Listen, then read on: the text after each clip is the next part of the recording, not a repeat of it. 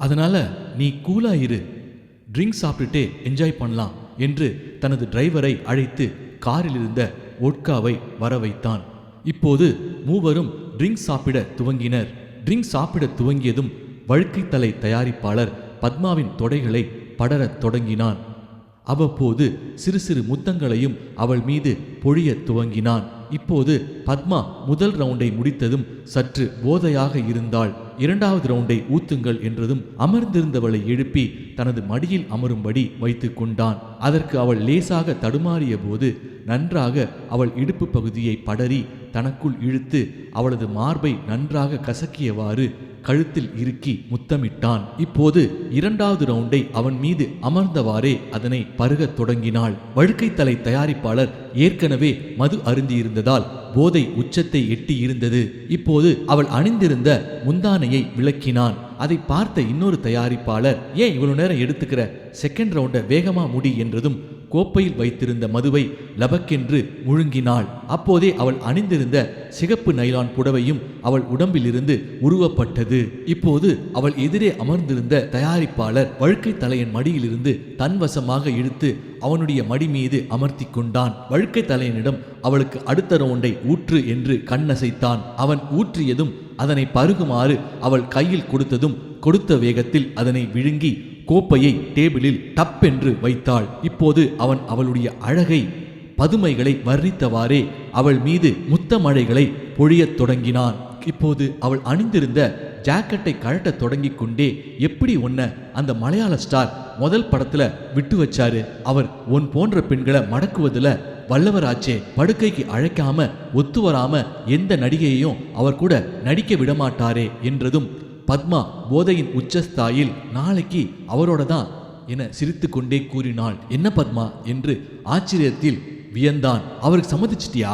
கெட்டிக்கார பெண் தான் நீ, இல்லைனா மலையாளத்துல எந்த படத்திலையும் உன்னை நடிக்க விடமாட்டார் என்று அவள் அணிந்திருந்த ஜாக்கெட்டை முழுவதுமாக உருவினான். இப்போது அடுத்த ரவுண்டை அவளுக்கு நன்றாக ஊத்தி கொடுத்து இருவரும் கோழி தோலை உரிப்பதைப் போல் அவள் அணிந்திருந்த சிறு அங்கியையும் பிராவையும் கழற்றி வீசினார்கள். மிகுந்த போதையாக இருந்த அவளை அம்மனமாக தூக்கி கொண்டு கட்டிலில் போட்டார்கள். இப்போது இருவரும் அவளை விளையாட்டு மைதானமாக நினைத்து அவளுடைய அனைத்து இடங்களிலும் அம்மனமாக உருட்டி எடுத்தனர். அவளுடைய பதுமையான தொடைகளையும் கீழ்ப்புறத்தையும் ஒருவன் விளையாட மற்றொருவன் அவளுடைய மார்பையும் வாயையும் அவனுடைய வாயில் பிழிந்து எடுத்து கொண்டிருந்தான். பத்மா மிகுந்த போதையில் என்ன நடப்பதென்றே தெரியாமல் பல உள்குத்தல்களை வாங்கி கொண்டிருந்தாள். அவளை பலமுறை பிழிந்தெடுத்துவிட்டு காலை சுமார் 4 மணிக்கு சக்கையாக கட்டிலின் ஓரத்தில் அவளை கடாசினர். மணி 5 நெருங்கும் தருவாயில் ஹோட்டலின் முகப்பறையில் தூங்கி வழிந்து கொண்டிருந்த சஞ்சய்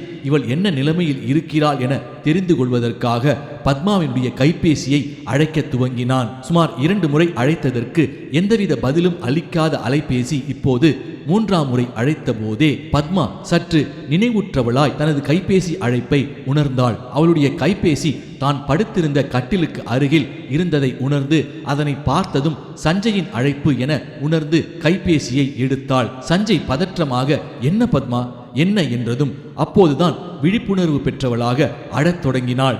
அப்போது தான் ஒரு ஒட்டு துணி கூட தன் உடம்பில் இல்லாததை, தான் ஒரு அம்மன முண்டமாக இருப்பதை நினைத்து விம்மினாள். அந்த 2 பன்னிகளும் இவளை நன்றாக சுவைத்துவிட்டு கொர் கொர் என்று குரட்டை விட்டு தூங்கிக் கொண்டிருந்தனர். இவர்களிடம் இருந்து தப்பித்தோம் பிழைத்தோம் என அவளுடைய உடை மற்றும் அங்கி பிராவை தேட முற்பட்டாள். அவளுடைய அங்கியும் பிராவும் எங்கோ ஓரமான மூலையில் கிடந்தது. அவற்றை எடுத்துக்கொண்டு குளியல் அறைக்குள் ஓடினாள். அவள் மீது மிகுந்த எச்சில் வாசனை வீசியதை உணர்ந்த பத்மா நன்றாக தலையிலிருந்து உடல் முழுவதும் குளித்தாள். அதன் பிறகு உடைகளை அணிந்து கொண்டு வெளியில் வேக வேகமாக வெளியேறினாள். கீழே சோஃபாவில் மேனேஜர் சஞ்சய் தூங்கியவாறு இருந்தான். பத்மா கோவத்துடன் அவனிடம், என்ன தூக்கமோ என்று லேசாக கத்தினாள். அவளுடைய குரலை கேட்டதும் தடாரென்று பத்மா, நீ வந்துட்டியா என்று பதறினான். என்ன நல்லா பிழிஞ்சு எடுத்துட்டானுங்க, இன்னும் என்னவெல்லாம் செய்ய போறாங்களோ, சீக்கிரம் கிளம்பு, நான் ஹோட்டலுக்கு போய் கொஞ்ச நேரமாவது தூங்கினாதான் கேரளா போனா சமாளிக்க முடியும் என்று இவர்கள் இருவரும் அங்கிருந்து கிளம்பினார்கள். காரில் அவளை ஏற்றி கொண்டு கீதா பேலஸ் ஹோட்டலில் சுமார் 6 மணிக்கு இறக்கி விட்டான். பத்மா நல்லா தூங்கு, உனக்கு 4 மணிக்கு தான் ஃப்ளைட்டு, அதனால நல்லா ரெஸ்ட் எடு, அப்பதான் அங்க அந்த ஸ்டாருக்கு என்றபடியே சஞ்சய் அங்கிருந்து கிளம்பினான். சுமார் 11 மணிக்கு பத்மா வைத்திருந்த அலாரம் ஒலித்தது. எழுந்து குளிக்கச் சென்றாள். அப்போது அவளுடைய கைபேசி ஒலித்து கொண்டே இருந்தது. பத்மா குளித்து முடித்து அதனை எடுத்தபோது அந்த ஸ்டாரினுடைய மேனேஜர் அழைத்து கொண்டே இருந்தான். பத்மா இப்போது கைபேசியை எடுத்ததும், சேச்சி நின்ன மோகன் பரையானும், சேச்சிக்கு ஃப்ளைட்டு சுமார் 4 மணிக்கு, அதான் கொஞ்சம் நினைவு படுத்தலாம்னு ஃபோன் செஞ்சேன் என மலையாளத்தில் உரைத்தான். அதற்கு பத்மா, சேட்டா இப்பதான் குளிச்சு முடிச்சு, 4 மணி ஃப்ளைட் கட்டாயம் மிஸ் செய்யாது, அதனால நீங்கள் எதுவும் ஒரி செய்ய வேண்டாம் சேட்டா என்று பதிலுக்கு இவளும் மலையாளத்தில் உரைத்தாள். அதில்ல சேச்சி, எப்படியும் சேச்சி வந்துடுவேன்னு தெரியும், இருந்தாலும் உறுதிப்படுத்திக்கலாம்னு தான் கால் செஞ்சானு சேச்சி. ஊனு கழிஞ்சோ? இல்ல சேட்டா, இனிமேதான் சேட்டா என்றாள். சேச்சி ஃப்ளைட்ல இறங்கிய உடனே கெஸ்ட் ஹவுஸ்ல ரூம் போட்டிருக்கு, சேச்சிக்கு என்ன சமையல் செய்து வைத்தா சேச்சிக்கு ரொம்ப பிடிக்கும்னு பக்ஷி பரையானும். எதுவும் ஸ்பெஷல் வேண்டாம் சேட்டா, எப்போதும் போல சாப்பாடு இருந்தாலே போதும் என்றாள். பின்பு 4 மணி ஃப்ளைட்டை பிடித்து கொச்சின் வந்து இறங்கியதும் அவளை அழைத்துச் செல்வதற்காக டிரைவர் காத்து கொண்டிருந்தான். அப்போது பத்மாவிற்கு மேனேஜர் மோகன் போன் வந்தது. சேச்சிய கேரளாவுக்கு வரவேற்கானும், அங்க டிரைவர் வந்துட்டானா, அது நம்ம கம்பெனியில உங்களுக்காக அனுப்பிய கார் என்றதற்கு பத்மா, டிரைவரை பார்த்துட்டேன், கெஸ்ட் ஹவுஸ் தானே வரணும். ஆமா சேச்சி, அப்புறம் உங்களுக்கு ஒரு கோரிக்கை, நம்ம ஸ்டார் கூட தங்கும் போது கொஞ்சம் சௌகரியமா அவருக்கு பிடிச்ச மாதிரி நடந்துக்கணும். அப்புறம் அவரோட வேல் எந்த பொக்கிஷமும் இல்லாம அப்படியே நேராவே பொருத்தத்தான் அவருக்கு பிடிக்கும். இதை உங்ககிட்ட முன்கூட்டியே சொல்லிட சொன்னாரு, அதான் சொல்லிடலாம்னு. அப்படி ஏதாவது உண்டாகிடுச்சுன்னா அது ஒன்னும் கவலை இல்லை சேச்சி, நமக்கு தெரிஞ்ச இடங்கள்ல அதை தெரியாம கலைச்சிடலாம். நான் இதை சொல்லாம போய் அங்க அவரு மூட் அவுட் ஆயிடாம இருக்கணும் இல்லையா, அதான் முன்கூட்டியே சேச்சி கிட்ட சொல்லிடுறேன். பத்மாவை அழைத்து கொண்டு கார் கெஸ்ட் ஹவுஸை சென்றடைந்த போது மாலை சுமார் 8 மணி ஆகியிருந்தது. அங்கு பணிபுரியும் பணிப்பெண் அவளை வரவேற்று உள்ளே அழைத்து சென்றாள். அப்பணிப்பெண் மலையாளத்தில் இவளிடம், சேச்சி பிரயாணம் பண்ணினது ரொம்ப களைப்பா தெரியுறீங்க என்று அவளுக்கான அறை ஒதுக்கப்பட்டிருப்பதை காண்பித்து, நல்ல வெந்நீர்ல குளிச்சா களைப்பெல்லாம் போயிடும், குளிச்சுட்டு வாங்க, சாப்பாடு தயார் பண்ணி வைக்கிறேன் என கூறி விட்டு சென்றாள். அந்த கெஸ்ட் ஹவுஸ் கடற்கரையை ஒட்டி இருந்ததால் கடற்கரை காற்று உள்ளே பலமாக வீசிக்கொண்டிருந்தது. அறைக்குள் சென்று உள்ளே குளித்து முடித்து பத்மா வெளியே வந்தபோது சுட சுட அவளுக்கான இரவு உணவு தயார்படுத்தப்பட்டிருந்தது. உணவை உண்டு முடித்ததும் அப்பணிப்பெண் ஒரு கருப்பு நிற புடவையை கொடுத்து அதனை அணிந்து கொள்ளுமாறும், சேட்டாவிற்கு புடவை அணிந்து கொண்டால் மிகவும் பிடிக்கும் என்றும் ஆதலால் உடுத்தி கொள்ளுமாறும், பின்பு சற்று ஓய்வு எடுக்குமாறும், சேட்டா இன்னும் சற்று நேரத்தில் வந்து விடுவார் என, வந்த பின் சற்று மது அருந்துவார், அதற்கு பின் அவளை அழைப்பதாகவும் கூறினாள். சேச்சி ஏதாவது மது அருந்துவதாக இருந்தா தெரிவிக்கவும் என்றதற்கு, இல்ல இப்போதைக்கு வேண்டாம் என்று கூறி அறைக்கு உள்ளே செல்ல முற்படும் போது அந்த ஸ்டாரினுடைய கார் கெஸ்ட் ஹவுஸை வந்தடைந்தது. அவர் உள்ளே வந்ததும் அந்த பணிப்பெண்ணிடம், சாப்பாடு எல்லாம் கொடுத்தாச்சா என்றார். பின்பு பத்மாவை பார்த்து லேசாக புன்முறுவல் பூத்ததும் அவளும் பதிலுக்கு சிரித்து தொலைத்தாள். அவளின் மனதிற்குள், படுபாவி, இன்னைக்கு இந்த சென பண்ணி நம்மளை என்ன புரட்ட போறானோ தெரியல என்று கவலையுற்றாள். அவன் அவளை பார்த்து, உள்ளே போய் ஓய்வு எடு, கூப்பிடுகிறேன் என கண்களால் சைகை செய்தான். பத்மா அறையினுள் சென்றதும் மேனேஜர் சஞ்சய் அவளுடைய கைபேசிக்கு அழைத்தான். என்ன கெஸ்ட் ஹவுஸ் போய் சேர்ந்துட்டியா, மற்றபடி எல்லாம் ஓகே தானே என்றதற்கு, இப்பதான் அவன் வந்திருக்கான், நல்லா தண்ணி அடிச்சுட்டு கூப்பிடுவான்னு நினைக்கிறேன்.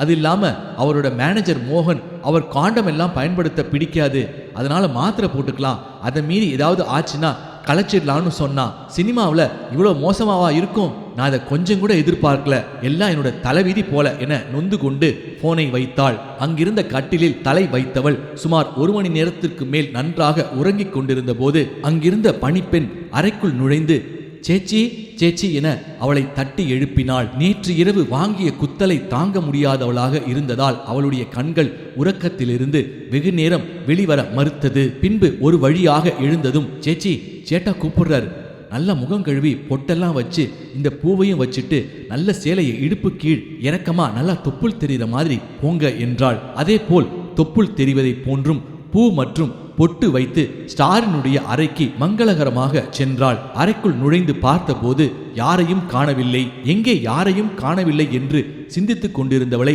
பின்புறமாக அவர் ஒட்டு துணி கூட அணியாமல் அவளை கட்டி கொண்டார். இப்படி ஆடை ஏதும் இல்லாமல் கட்டி அணைத்ததும் பத்மாவிற்கு பக்கென்று இருந்தது. ஐயோ சேட்டா, கதவை மூடலையா என்றாள்.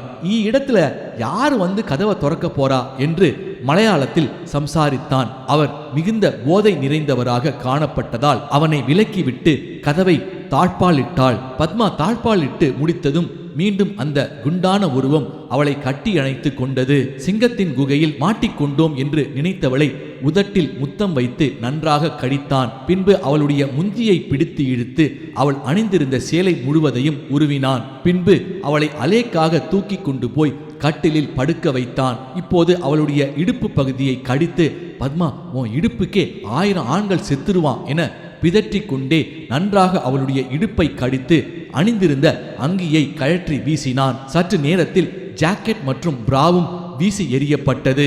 போதையில் நல்ல உருளையாக இருந்த அவளுடைய மார்பை கசக்கி பிழிந்து கொண்டே கழுத்தையும் கடித்தான். பத்மா ஐயோ என்று அலறினாள். இப்போது அவள் உடல் முழுவதும் அவனுடைய எச்சில் நீர் படறி இருந்தது. படுத்து கிடந்தவளை எழுந்து நிற்குமாறும் பின்பு அவ்வறையில் வைக்கப்பட்டிருந்த கண்ணாடி முன் அழைத்து சென்றான். அவன் கண்ணாடி அருகில் செல்வதற்காக நடந்து சென்றவளை பிட்டப்பகுதியில் படார் என்று அடித்து, பின்புறம் அம்சமா இருக்கு என்று அவளுடைய பின்புறத்தை பிடித்து கொண்டே கண்ணாடி முன் சென்றனர். பத்மா, உன் அழகு பதுமை உன்னோட அங்கங்கள்ல பொங்கி வழியுதே என இருவரும் அம்மனமாக நின்று கொண்டு அவள் இடுப்பை கட்டியவாறு கண்ணாடி முன் தெரிந்த அவளுடைய அழகிய மார்பை ரசித்தான். பின்பு அவளுடைய மார்பை பிழிந்தவாறே அவளின் மீது பல முத்த மழைகளை பொழிந்தும் பல்வேறு இடங்களில் அவளை போதையில் கடித்து குதறியும் பொக்கிஷம் இல்லாமலே அவளை மறுபடியும் கட்டிலுக்கு தூக்கி கொண்டு போய் சீரழித்து விட்டு விடியற் காலையில் அவளை அறையிலிருந்து அனுப்பினான். செத்த பிணத்தை போல் அவளுடைய அறைக்கு சென்று தூங்கத் தொடங்கினாள். அவள் அவனிடம் நரகவேதனை அனுபவித்துக் கொண்டிருந்த இரவு. நன்றாக தூங்கிக் கொண்டிருந்த விஜயிற்கு திடீரென ஒரு குரல் அவனுக்குள் ஒலிக்கத் தொடங்கியது. அது அவள் உனக்காக படைக்கப்பட்டவள், அவ எங்க இருந்தாலும் உன்னை தேடி வருவா, அவளை ஒன்னாலதான் ஏற்றுக்கொள்ள முடியும் என்றது. இதனை கேட்டதும் படார் என்று கட்டிலில் இருந்து எழுந்தான். என்னடா இது, ஏதோ ஒரு குரல் கேட்ட மாதிரி இருந்தது, ஒன்னும் புரியலையே என்று இருந்தது. அன்று இரவு முழுக்க அவனுக்கு சுத்தமாக தூக்கம் ஏதும் இல்லாமல் புரண்டு புரண்டு படுத்து கொண்டிருந்தான். சற்று விடியற்காலை ஆனதும் நன்றாக உறங்கியவன் எப்படியும் நாளைக்கு காலையில பத்மா கிட்ட பேசணும், அவளுடைய கைபேசியில அழைக்கணும் என்றபடியே உறங்கச் சென்றான். காலை உணவை சாப்பிடுவதற்காக விஜய் அவர்களுடைய வீட்டின் டைனிங் டேபிளுக்கு வந்து அமர்ந்ததும் அவனுடைய அம்மா முன்பு போல இல்லாமல் இவனை மதித்து, அந்த பத்மா பொண்ணு ரொம்ப அழகுடா, ஆனா என்ன நம்ம வீட்டுல அன்னைக்கு சாப்பிடாம போயிட்டா என வருந்தினாள். அவனுடைய அம்மாவிடம் படப்பிடிப்பு தளத்தில் எடுத்திருந்த புகைப்படத்தை காண்பித்ததும், நல்ல சிகப்பா இருக்கா, ஐயர் பொண்ணா என்று தன்னுடைய மகனுக்கு பத்மா மருமகளாக வந்தால் எப்படி இருக்கும் என்பதைப் போல அவனது அம்மா ஆசையை வெளிப்படுத்தினாள். அதனை கண்டதும் மேலும் விஜயிற்கு பத்மா மீதான ஆசை கொப்பளிக்க தொடங்கியது. அவனுடைய முகப்பறையில் உள்ள டிவியை போட்டதும் அத்தொலைக்காட்சியில் பிரசித்தி பெற்ற ஒரு நிகழ்ச்சியில் பத்மா விருந்தினராக கலந்து கொள்வதாகவும் இந்நிகழ்ச்சியில் பேச விரும்புகின்றவர்கள் தொடர்பு கொள்ளலாம் எனவும் அறிவிப்பு கீழே ஓடிக்கொண்டிருந்தது. ஐயோ, பத்மா பேச போறாளா? அப்படின்னா எப்படியும் சென்னையில தான் அவளுடைய படப்பிடிப்பு இருக்கும், அவளை அழைச்சு பார்க்கலாம் என்று அவளுடைய கைபேசியை அழைத்தான். இதன் தொடர்ச்சி அடுத்த பதிவில். இந்த பதிவை கேட்கும் வாசகர்கள் நீங்கள் கேட்பதோடு மட்டும் அல்லாமல் இதனை உங்கள் நண்பர்களுக்கும் அறிந்தவர்கள் வட்டத்திற்கும் பகிருமாறு தாழ்மையுடன் கேட்டுக்கொள்கிறேன். இந்த வீடியோ பிடிச்சிருந்தா லைக் பண்ணுங்க, ஷேர் பண்ணுங்க, கமெண்ட் பண்ணுங்க. அதே போல சப்ஸ்கிரைப் பண்ணாதவங்க சப்ஸ்கிரைப் பண்ணிக்கோங்க. அப்பதான் தொடர்ச்சியா நம்ம போடக்கூடிய எல்லா வீடியோஸும் வரும். அடுத்த பதிவில் சந்திப்போம். நன்றி, வணக்கம்.